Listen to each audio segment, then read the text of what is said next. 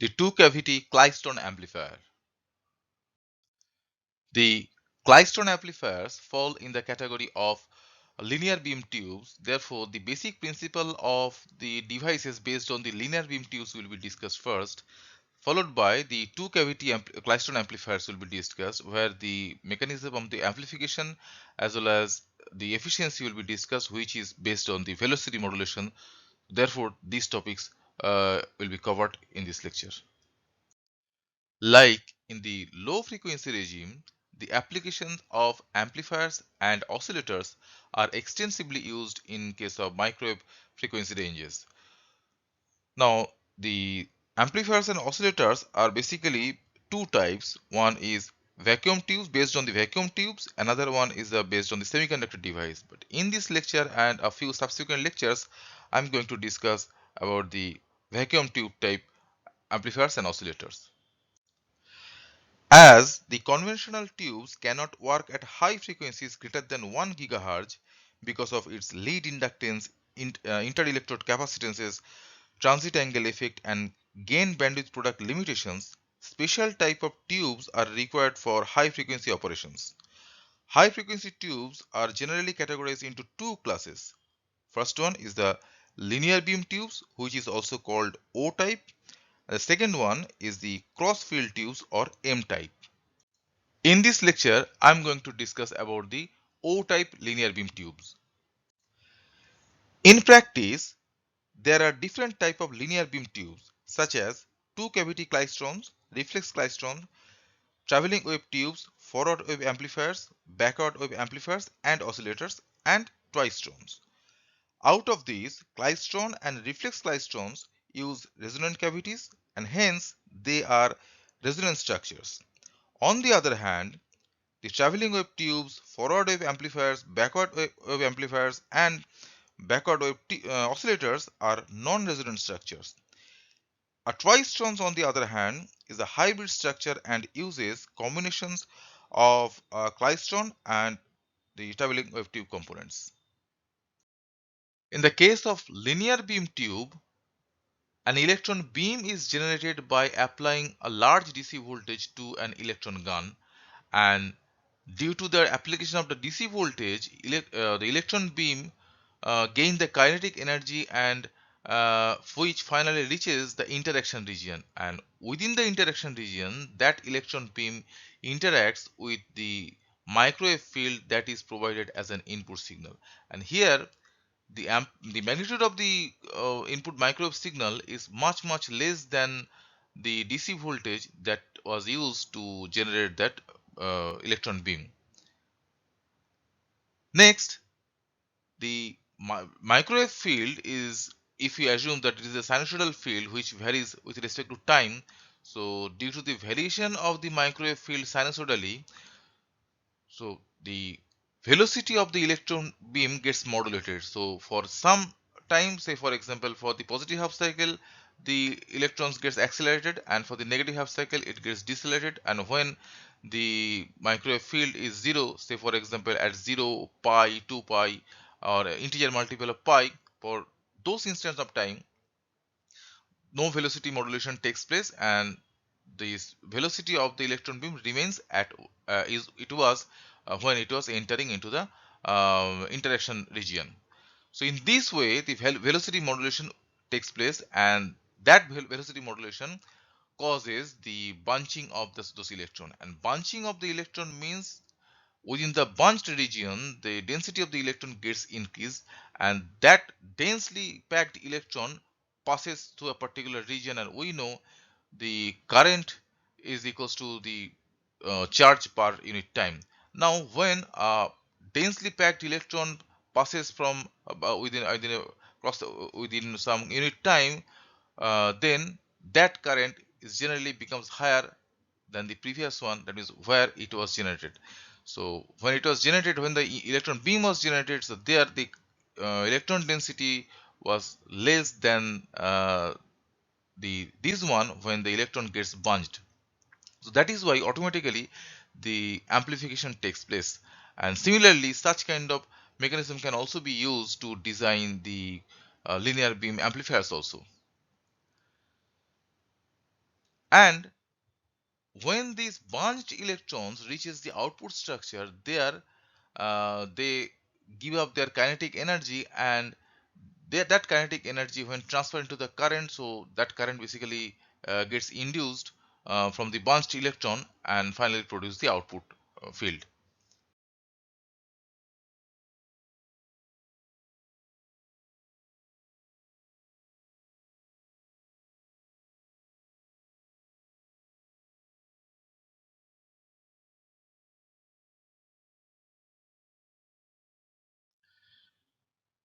The first example of linear beam tube is the two cavity klystron amplifier. So the general working principle that already I have discussed in my last slide, the similar working principle will be discussed or will be followed by this two cavity klystron amplifier over here. You can see this cathode is generating an electron beam due to the application of large DC voltage V naught, and two cavity, this is first cavity and this is second cavity. First cavity is called the buncher cavity, second cavity is called the catcher cavity. Now when this electron gets generated from the cathode and accelerated towards the buncher cavity, they attains the velocity V naught, and when they enters within this buncher cavity, they interacts with the input microwave field. So the microwave field is applied to this buncher cavity over here, and due to the application of the microwave field, or due to the rather due to the interaction between the microwave field and the electron beam, the velocity modulation takes place, which means assume that microwave field is a sinusoidal takes the sinusoidal form. Therefore, for positive half cycle of the input microwave field, the electron beam gets accelerated further, while for the negative half cycle of the input microwave field, they gets decelerated. While for the instance of 0, pi, 2 pi, or in general integer multiple of pi instances for the input microwave field, the electron beam doesn't change its velocity, and the output velocity remains equals to its initial velocity, which is v naught over here. Therefore, due to such kind of velocity modulation, electrons gets bunched when they are drifting down towards the catcher cavity. So this, as shown over here, this is the bunched electrons are shown over here. Now within the catcher cavity, the current gets induced, and that current is or actually the induced current is proportional to the densely packed electron which uh, was generated or which was available within the catcher cavity due to this bunching action. Now bunching means a densely packed electrons.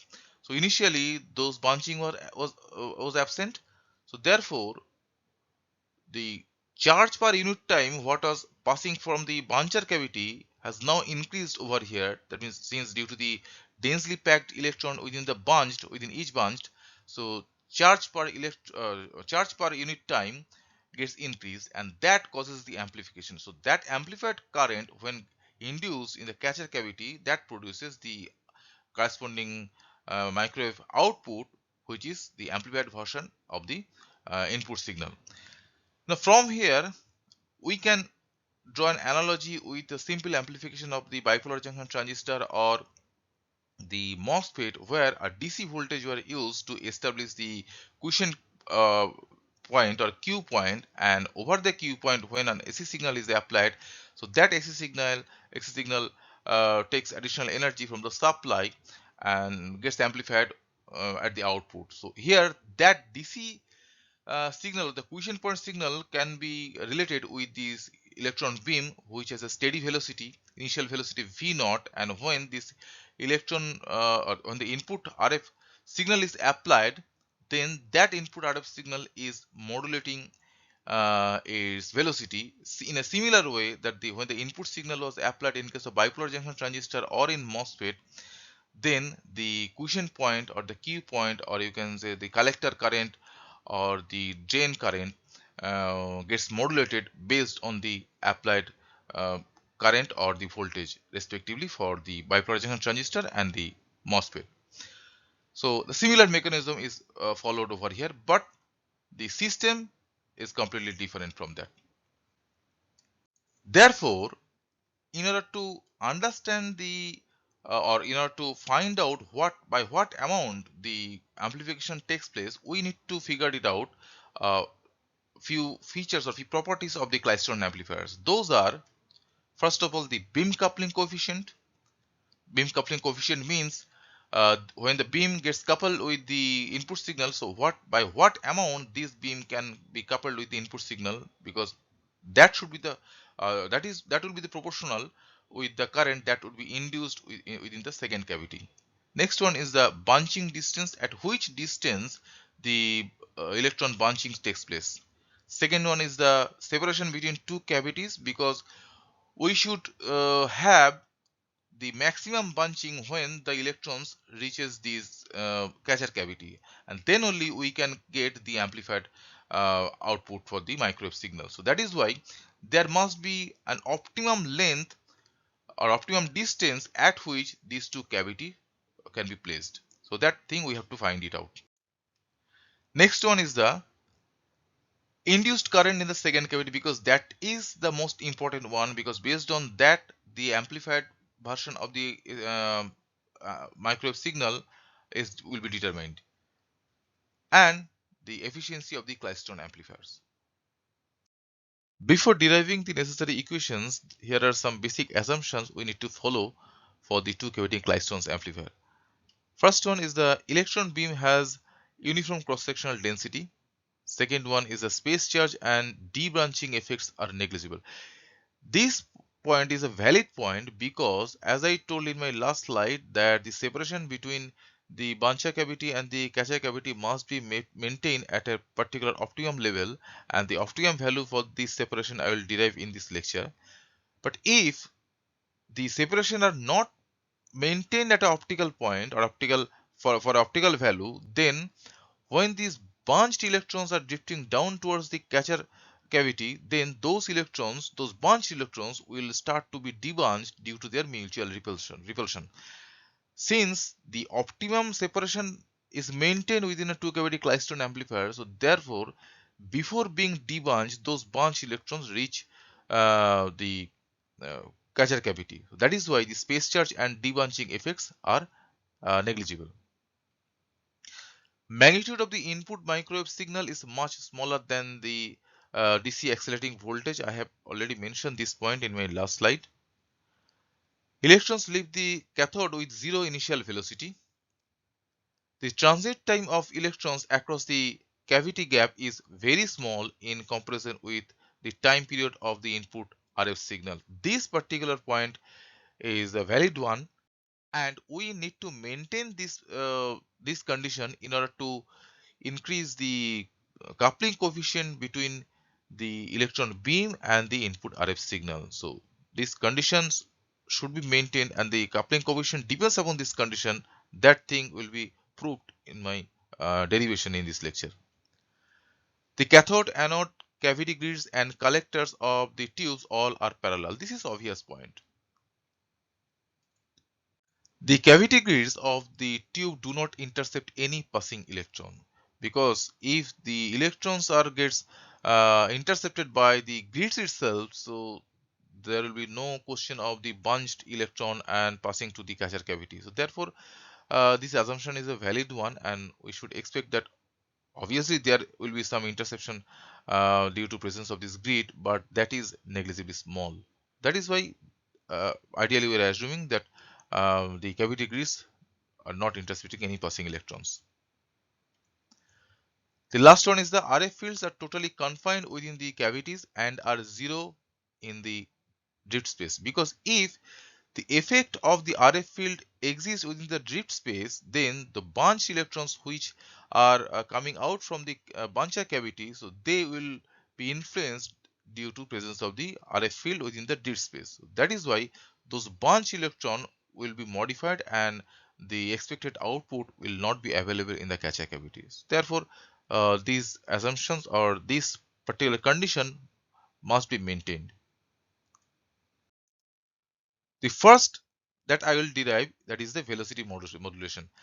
As I told initially, that when the electrons are generated due to the application of a large DC voltage, so the energy is E times V naught, and that energy is converted into the kinetic energy of the electron having the velocity of small v naught.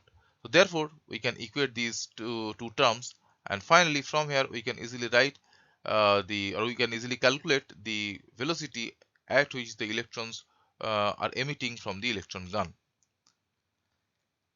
And this is the part I have presented over here, that is the Buncher cavity. So from here, from somewhere these cathodes are the cathode is generating this electron beam, and it is entering the Buncher cavity at T naught, at time instant T naught, and it is leaving the Buncher cavity at T1 time. And this RF signal is applied over here as an input. So if this RF signal is assumed as the in the form of sinusoidal signal, then we can write this input signal as Vs is equals to V1 sin omega t, and that should maintain this condition already I have mentioned in my last slide, that the peak amplitude of the input sinusoidal signal should be very less than the potential V naught which is used to generate this electron beam. The next one is the average transit time through the Buncher gap. This transit time should be very small compared with the period of the input sinusoidal signal. So later on we will see that by maintaining this condition we can increase the coupling coefficient between this input microwave signal along with the electron beam. So therefore, if the transit time to the Buncher gap, this is the Buncher gap, is very small, then we can find, or we can write, the transit time is approximately equals to d divided by v naught. Although due to presence of this microwave signal there is a velocity modulation, that means this v naught is not constant, the velocity modulation exists, and I will find the expression for the velocity modulation in my later slides. But since this cavity gap is very small, so we can assume that the electron beams transits from the cavity gap with an average velocity v naught. Due to the velocity modulation, what happens, this bunching mechanism takes place, but the passing time we can approximate to the or as or the passing time through this Buncher cavity can be approximated for this v naught, which is the average value or the initial value with which the electrons are entering within the Buncher cavity. And at T1 they are leaving the cavity, and at T naught they are entering. So therefore this difference can be written as tau as T1 minus T naught. Now the average gap transit angle can be expressed by multiplying the previous expression that I have obtained for the transit time through the Buncher gap with the omega, the frequency. So finally we can have, so since this omega gets multiplied with a time, fraction of time, so that provides an angle, so that is the theta g, which is the average gap transit angle. Next one is that the input sinusoidal signal which get a chance to be coupled with the electron beam for a very short duration of time, and that short duration of time is the tau, because it enters the electron, when electron beam enters within at time t naught, and it leaves the cavity by time t1, and within this time, within this duration, the electron beam interacts with the input sinusoidal signal. So therefore the average value of the input signal that should be available for the interaction can be obtained by this simple expression of the average value of this Vs. So therefore the average value can be obtained by the known expression, and finally uh, you can obtain this expression where, assuming this value as A, because omega d divided by twice V naught is equals to omega d divided by V naught is theta g. I already have defined this one, and this theta g divided by 2 as B. So this equation is a can be written as the trigonometric identity, and from there we can finally write the average value of this input signal is this one, where V1 is the peak amplitude and beta I represents this factor, which is called the coupling coefficient. This is the coupling coefficient. And look at here. This beta I depends on the separation of the Buncher cavity or the width of the Buncher cavity. So as the width gets smaller, so the coupling coefficient becomes larger. So that is why the smaller width is required to make the coupling larger. Here is the plot of the coupling coefficient beta I with respect to this theta g.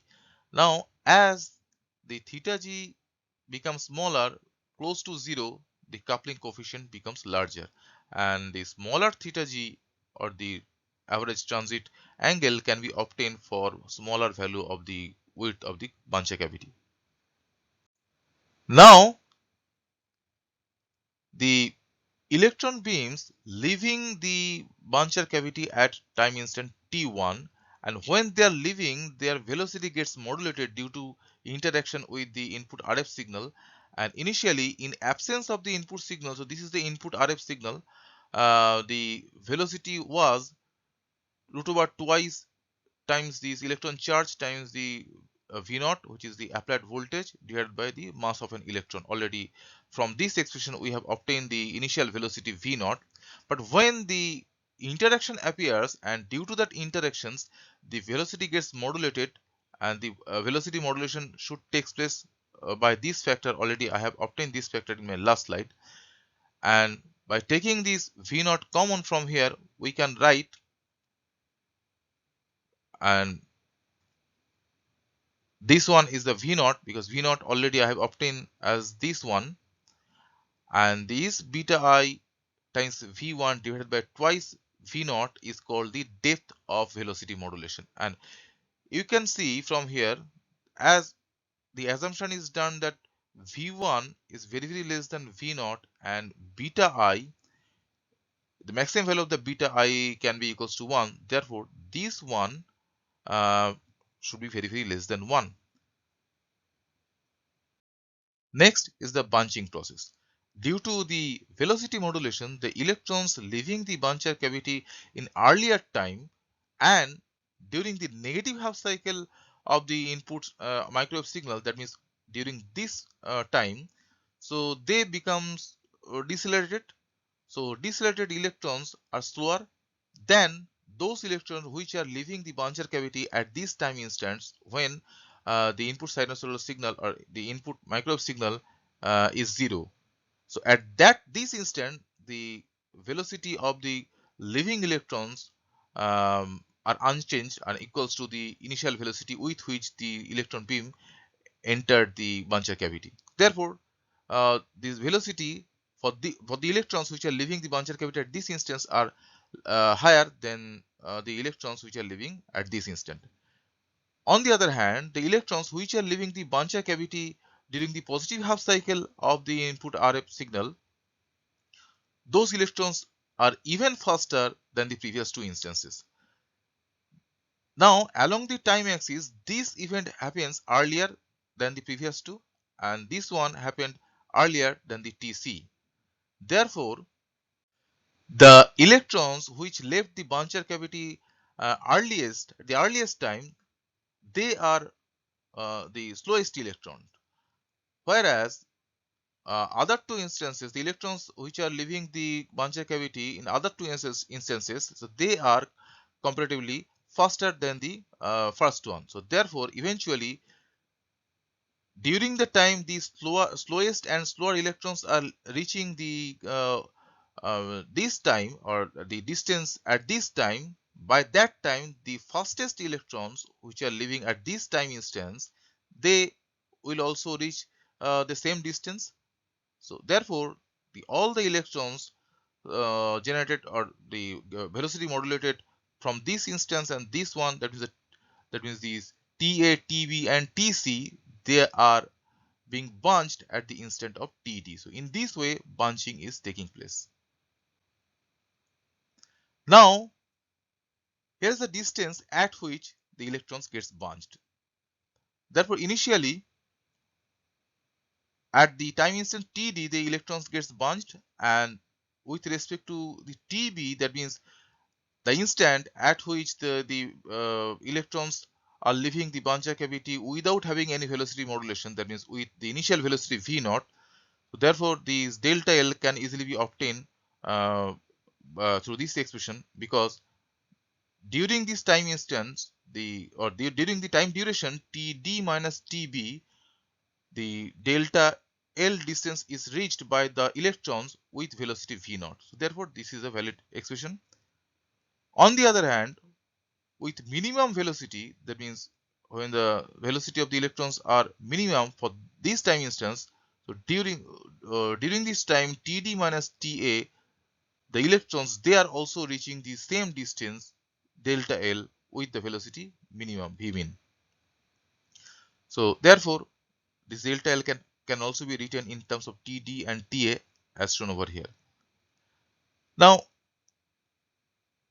these Td and Ta can also be written in terms of this Td and Tb, since each of the instances are taking place at t by 4, because here is a pi, is a and pi over this 2 omega, and omega equals to 2 pi divided by t. So obviously this expression appears at t by 4. So each of the instances appeared at t by 4 later than the previous one. Therefore, you can easily write this Ta as Tb plus Tb minus T by 4, and T by 4 is written in terms of this frequency.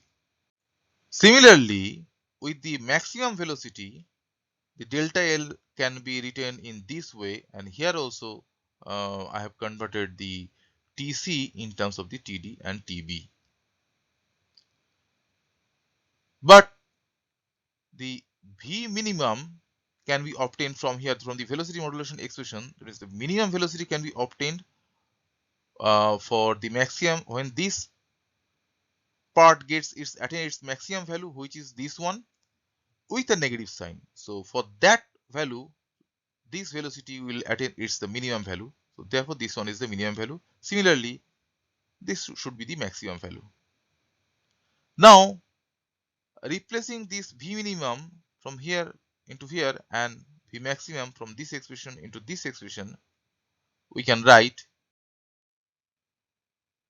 the delta L is equals to this part, that is the Td minus Tb plus this one, as well as delta L can also be written as this part, which is equivalent to the previous one, and along with this part. So look at the difference. There is a plus, minus, is a plus, there is a minus, there is a minus, there is a plus, and there is a minus, there is a plus. So these are the basic differences.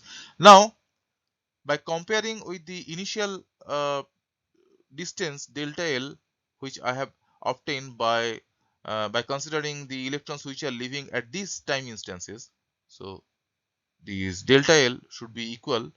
Therefore, these two parts should be 0. This one and this one. Now, from here, by comparing, by considering this omega is very, very greater than this pi, I have obtained this expression. That means Td minus Tb is equals to this value. Therefore, since Td minus this difference Td minus Tb is obtained, so this delta L is the differential length at which the bunching is taking place can be obtained with this expression. If you replace this value of Td minus Tb in this expression, then delta L, for delta L you will have this expression. Let's find the spacing between the buncher cavity and the catcher cavity. By the time capital T, which is defined as the time difference of T2 minus T1, where T2 is the time at which the electron beam is entering the catcher cavity and T1 is the time at which it is leaving the catcher cavities. Their difference is written as capital T. So by that time, the electron beam is traveling distance L by this velocity Vt1, because at t equals to T1, they are leaving the buncher cavity. Therefore, the expression for Vt1 is associated with the velocity modulation effect, and that already I have presented in my last slide. So that expression I have written over here, and from this expression I have written this T naught is equals to L divided by V naught, and by applying this approximation in the expression of, or in the expansion of the binomial series for 1 plus x whole to the power minus 1, I can easily write this one because the maximum value of sine is plus 1 or minus 1, and these values always remain very less than 1, that already I have established in my previous slides. Therefore, we can easily assume, or we can easily approximate this one using this binomial expansion. Next one is that by multiplying omega with the time, we can get this expression where this theta naught is defined by omega L divided by V naught, which is twice pi times capital N. The N is the number of electron transit cycles in the drift space, because due to the presence of this ratio L to V naught, this is the and this frequency, so you can easily understand that this is the number of cycle it will take to reach the Catcher cavity. So when it gets multiplied with the omega, so that finally defines an angle 2 pi times the n, and x is called the bunching parameter for a klystron, two cavity klystron here. From this equation, T2 can easily be obtained as this. Now, in my earlier slide, I have shown you that this T1 minus T naught, T1 is the exit time from this brancher cavity, and T naught is the uh, time when these electrons enter into this brancher cavity. So this difference represents the average transit time through the brancher cavity, that is the tau. So therefore, T1 can be represented as shown over here. So I'll use this equation later. Now let's understand how the amplification takes place in the Catcher cavity. Let's consider that a dq naught amount of charge passes during this d t naught time interval, and that results this I naught current. Therefore, the charge and the time interval and this I naught can be related using a simple equation. At the Catcher cavity, same amount of charges pass through during this interval dt2, and therefore these charges and this time interval results in this current I2 in this Catcher cavity. Therefore, the charge and this time interval and this current can also be related using the similar type of equations. Now we can equate these two charges, because the charges which are coming out from the brancher cavity, those charges are arriving at the Catcher cavity. So therefore, we can equate these two equations, where this I naught is a DC current at the brancher cavity cap, because I naught is a current which gets produced due to this electron beam caused by this high DC voltage, and I2 is the amplified current that is due to the passing of bunched electron. Bunched electron means which is a denser electron within this dt2 time interval. This is the equation that I have obtained, and I'm going to use this equation over here in this expression. And this expression is obtained by equating the charge quantity in the brancher cavity and the Catcher cavity. And finally, by differentiating this expression with respect to T naught, I should have this one. And from here, if I replace this dt2 over here in this expression, and I can easily obtain this I2 is this one. But this I2, which is the property of the Catcher cavity, is expressed at time instance T naught. But I should replace this time instance T, or I should express this I2 for the time t equals to T2, because I2 is the property of the Catcher cavity. And that is why we should replace the time T naught by T2, because we are interested to find out the current I2 from or at the time instant T2 when the electron beam is entering into the Catcher cavity.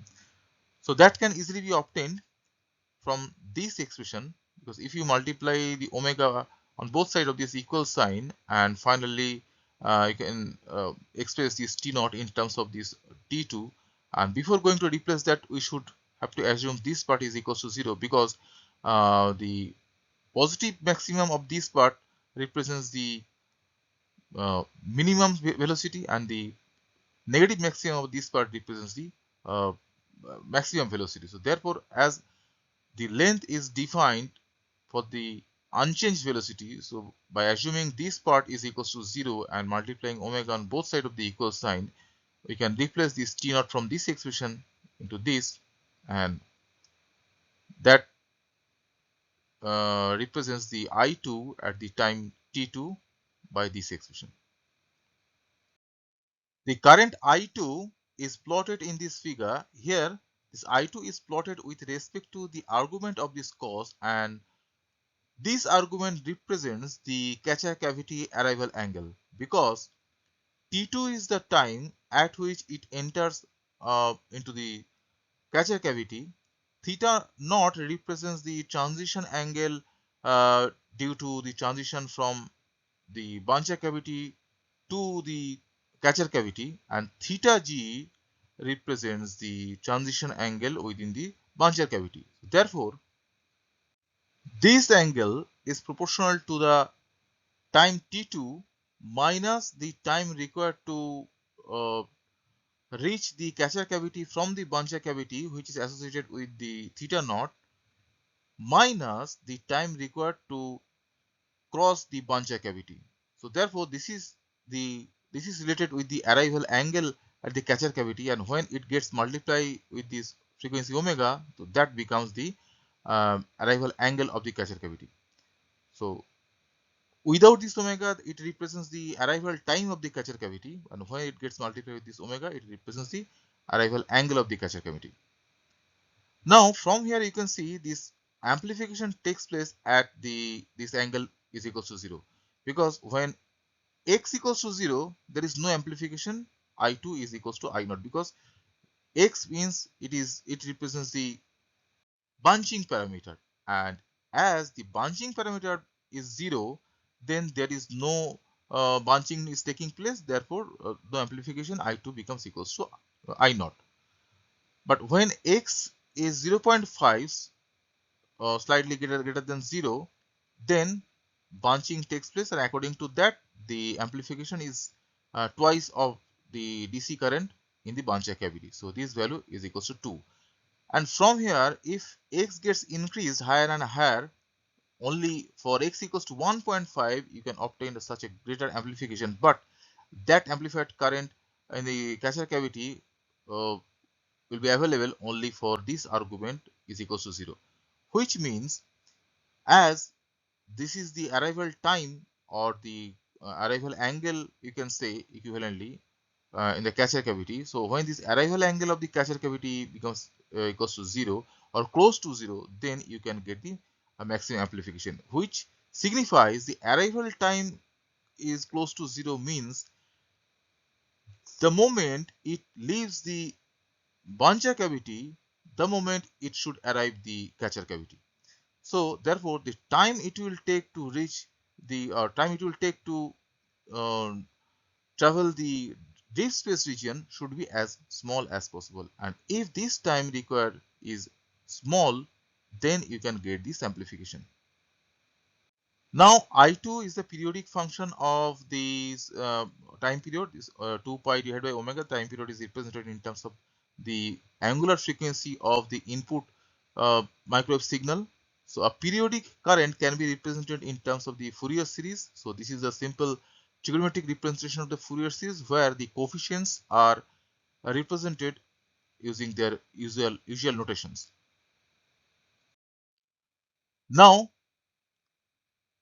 that coefficients can be obtained as shown over here, and finally these coefficients a naught, a n, and b n, a naught is equals to I naught, because this is the DC current, and a naught is the average value, so therefore a naught should be equals to I naught.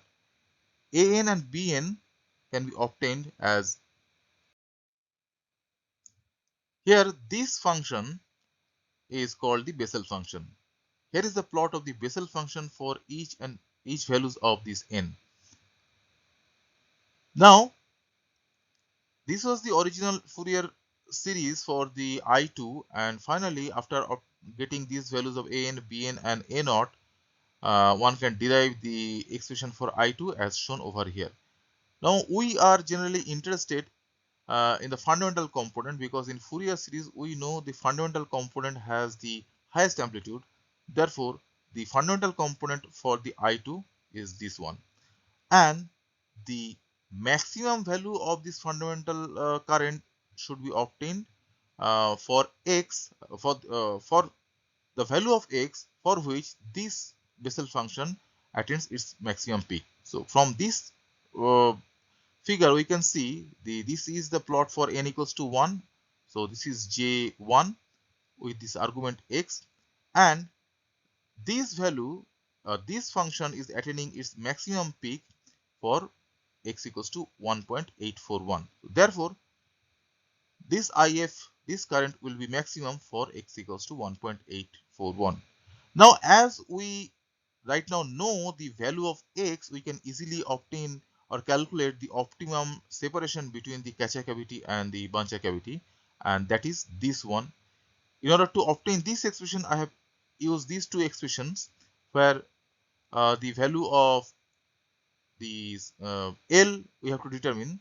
Omega will be known to us, V naught is known because V naught is the initial velocity, omega is the frequency of the input sinusoidal microwave signal, beta I is the beam coupling coefficient, V1 is the peak amplitude of the input microwave signal, and V naught is the DC voltage that is used to generate the electron beam. Therefore, all parameters are known to over here except this x and L, and right now from this entire derivation I have came to know the value of x, and by replacing x I got the expression for the optimum separation length between the Buncher cavity and Catcher cavity.